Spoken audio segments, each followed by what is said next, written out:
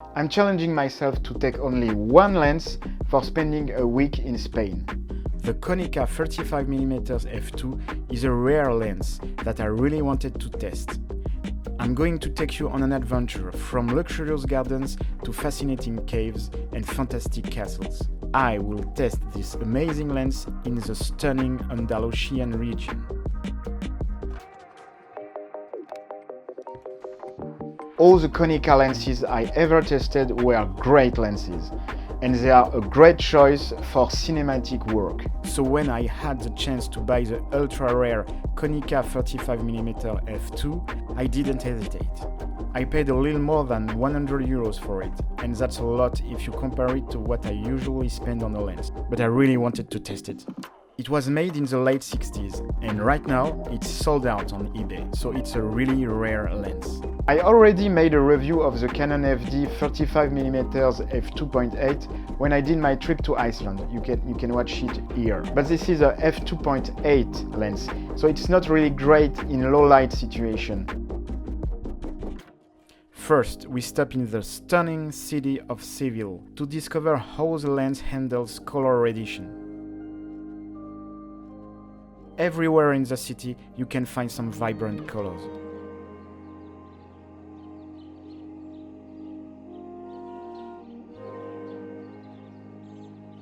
The Alcazar Castle and its incredible orange trees were a great way for me to push the color contrast of the lens.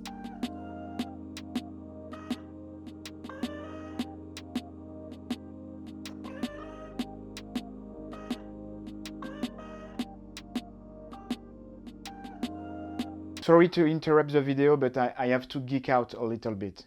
The Alcazar is an amazing architectural masterpiece. But did you know this is also the place where the TV show Game of Thrones shot the Water Garden of Dorne? This golden dome was just over Jaime Lannister's head.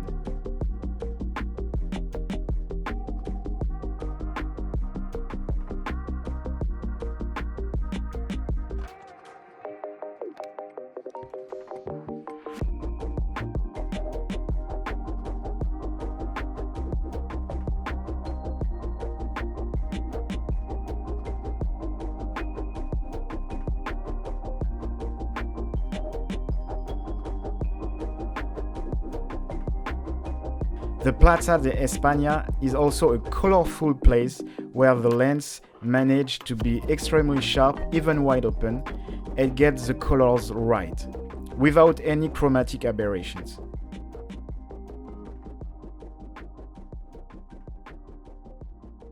Sorry to interrupt again, but I need to show you more geeky stuff. If the Plaza de España looks familiar to you, it's maybe because it was a location for the planet Naboo in Star Wars. And as a huge Star Wars fan, I had to do a reshoot of the scene.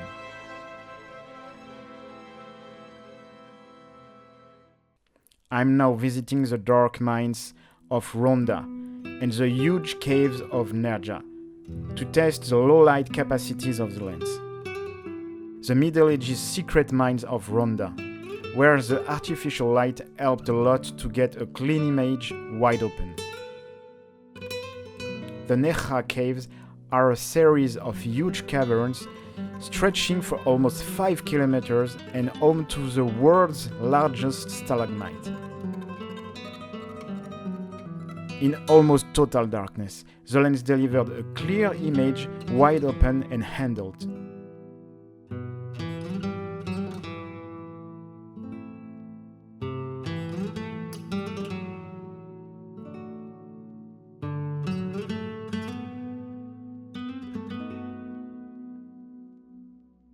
And now it's time to enter the Alhambra Palace for checking how sharp and precise the lens can be.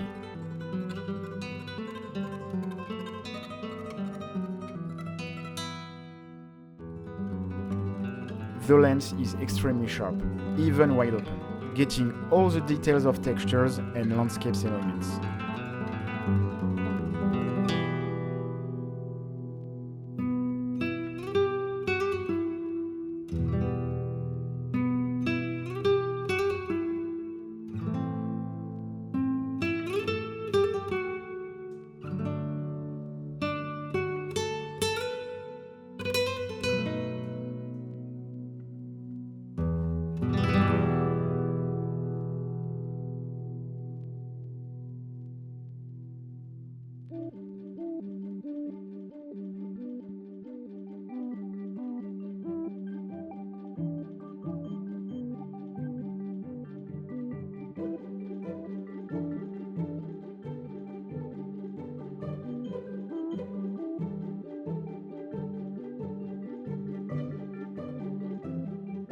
The lens close-up abilities are great, creating a smooth bokeh.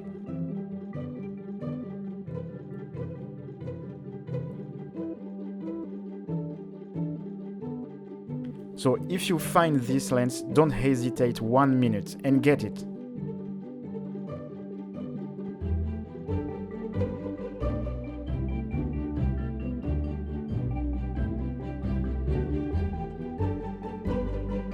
I have so many new lenses to test. Many new episodes are coming, so subscribe, follow me on Instagram, and visit the Weird Lens Museum right now.